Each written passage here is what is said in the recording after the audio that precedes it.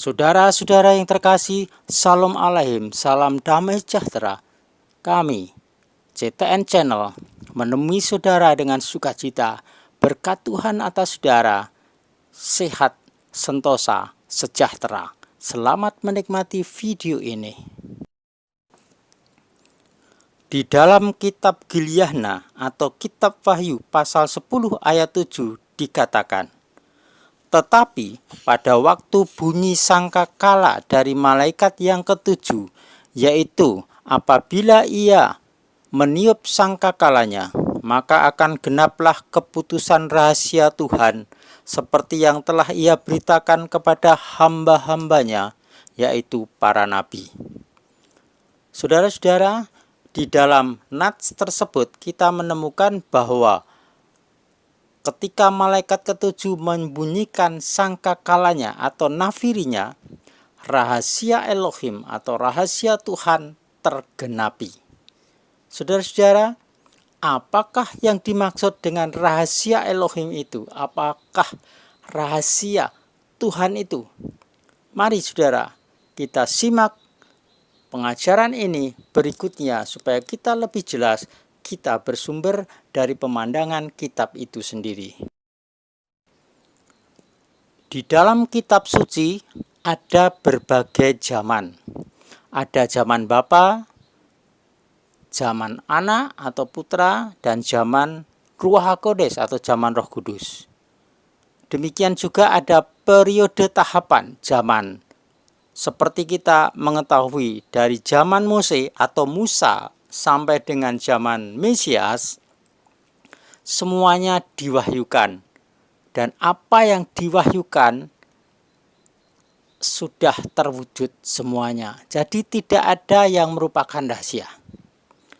Demikian pula halnya saudara-saudara dalam masa yang akan datang, yaitu pemerintahan atau kerajaan 1000 tahun damai yang dijanjikan oleh Bapa. Itu kita menemukan di dalam kitab Wahyu itu bahwa Tuhan akan berhadapan muka dengan manusia dan terlihat oleh manusia. Sekarang saudara-saudara, bagaimana dengan keadaan zaman ini atau masa sekarang ini? Kalau kita cermati saudara-saudara, dalam zaman ini kita melihat bahwa persekutuan Tuhan dengan manusia tidak seperti masa lalu dan tidak seperti juga masa yang akan datang seperti yang saya sebutkan tadi. Zaman ini atau sekarang ini kita berada dalam suasana atau keadaan di antara keduanya. Coba kita perhatikan, cermati dalam hidup ini. Kita tidak dapat melihat Tuhan dengan mata jasmani kita. Kita pun tidak dapat melihat Mesias seperti yang para murid lihat dulu pada zamannya dia hidup di bumi. Kemudian kita disebut bait Roh Kudus, tapi kita belum pernah melihat Roh Kudus itu sendiri.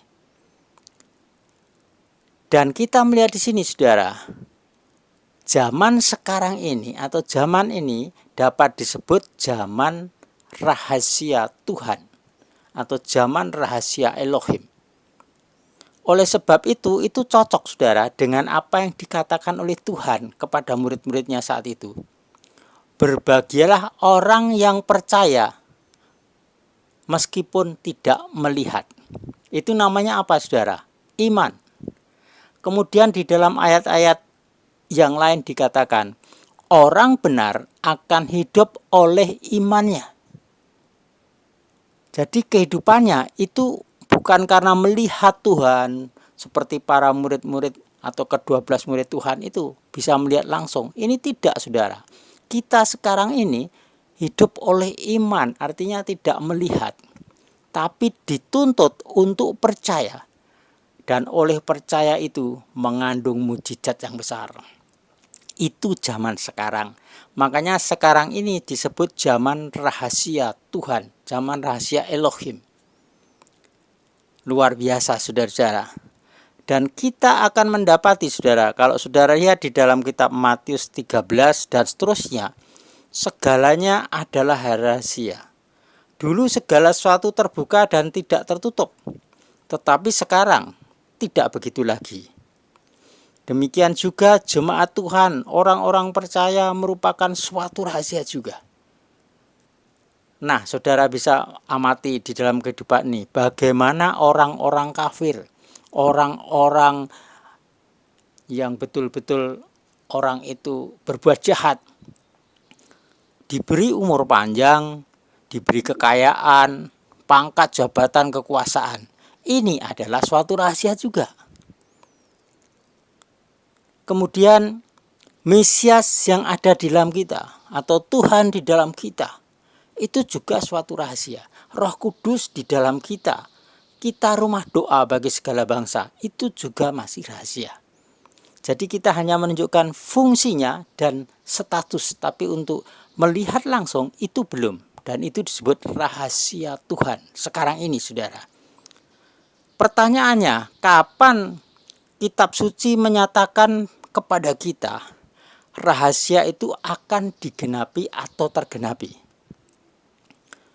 Saudara-saudara yang terkasih, di dalam kitab apa yang sudah kita baca lagi, Wahyu 10 atau kitab Bilyana 10 ayat 7 tadi dikatakan bahwa rahasia itu, yaitu rahasia Elohim atau rahasia Tuhan itu tergenapi atau akan disingkapkan pada waktu nafiri yang ketujuh dibunyikan.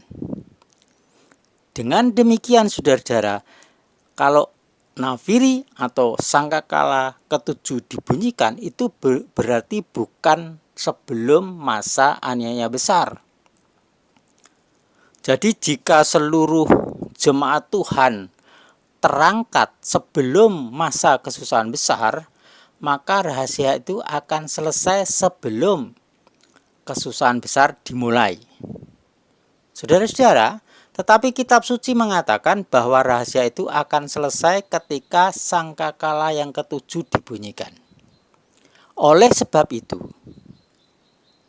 umat percaya, orang-orang percaya atau orang-orang beriman harus berada di bumi dan baru terangkat ketika sangkakala ketujuh dibunyikan. Dan itu berarti setelah masa kesusahan besar. Dan keterangkatan itu terjadi atau rapture terjadi ketika Mesias datang di atas awan-awan, dalam awan-awan di angkasa bersama para malaikatnya. Kemudian kita diangkat. Itu yang benar sesuai kitab suci. Oleh sebab itu saudara-saudara, suatu doktrin teori yang terus sejak dulu ada yang mengatakan bahwa orang-orang suci atau orang-orang percaya diangkat sebelum masa kesusahan besar, itu adalah bohong, tidak sesuai dasar kitab suci, tidak sesuai firman Tuhan yang benar. Jadi kita akan kembali ke semula seperti bagian awal dari video ini sudah saya katakan. Doktrin teori tentang pengangkatan orang percaya sebelum masa kesusahan besar adalah berasal dari penglihatan seorang perempuan di Skotlandia tahun 1831. Mengapa suatu penglihatan di persekutuan doa bisa sampai menguasai dunia dan menjadi doktrin yang sakral, tidak bisa diubah? Padahal kalau kita lihat dalam kenyataan, banyak orang di persekutuan doa dapat pernyataan. Tetapi mengapa tidak bisa mendunia? Karena yang ini saudara, yang penglihatan di Skotlandia itu diberitakan terus oleh seorang pendeta namanya Edward Irving. Diberitakan, dicetak dalam buku, ditambah ayat-ayat pendukung. Ayat-ayat pendukung itulah juga diambil dari kitab suci, tetapi ditafsirkan salah. Dan di video ini saudara-saudara, saya membahas ayat-ayat pendukung itu. Dan ternyata semuanya tidak sesuai dasar pengertian kitab suci atau firman Tuhan. Tetapi diselewengkan, ditafsirkan. Dan orang-orang yang mengikuti denominasi yang memegang paham itu, doktrin itu akan ikut saja. Jemaat yang tidak pernah belajar kitab suci secara dalam juga ikut percaya saja kepada para seniornya, para rohaniwannya, dan menjadi kepercayaan mereka sampai mereka berharap akan diangkat sebelum masa aniaya besar. Bahkan ada mengatakan sebelum anti-Mesias datang, kita sudah diangkat. Itu mantap sekali saudara. Bahkan orang-orang mengatakan sebelum kesusahan aniaya terhadap orang percaya datang, kita sudah diangkat. Itu menjadi harapan hampir semua orang di dunia ini. Tetapi itu adalah harapan palsu karena itu tidak sesuai yang dijanjikan Tuhan dan itu tidak sesuai firman Tuhan. Saudara yang mengikuti video-video saya dari bab 1 sampai sekarang ini akan jelas kalau saudara renungkan betul bahwa apa yang disampaikan adalah teori, tafsiran. Meskipun mengambil ayat-ayat, tapi ayat itu ditafsirkan secara manusiawi, bukan secara rohani sesuai firman itu sendiri. Jadi pengertiannya menjadi salah. Itulah salahnya. Ayat yang diambil tidak salah, tapi penafsirannya yang salah. Oleh karena itu, mari yang salah kita kembali. Seperti saya dulu salah memegang doktrin teori pengangkatan sebelum masa kesusahan besar. Bahkan memberitakan, mengajarkan di sekolah tinggi, teologia, mengajarkan pada banyak jemaat. Tapi itu salah ternyata. Setelah saya dipimpin Roh Kudus menyelidiki sendiri dasar-dasar ayat-ayat yang dipakai untuk mendukung teori itu. Mari saudara kita kembali supaya hidup kita dipulihkan dan kita tidak kecewa kalau Tuhan datang, kita dinyatakan benar. Jangan sampai Tuhan datang, kepercayaan kita hanya iman anggapan sehingga kita tertolak. Puji Bapa Yahweh, Tuhan Sang Pencipta langit dan bumi. Tuhan memberkati saudara.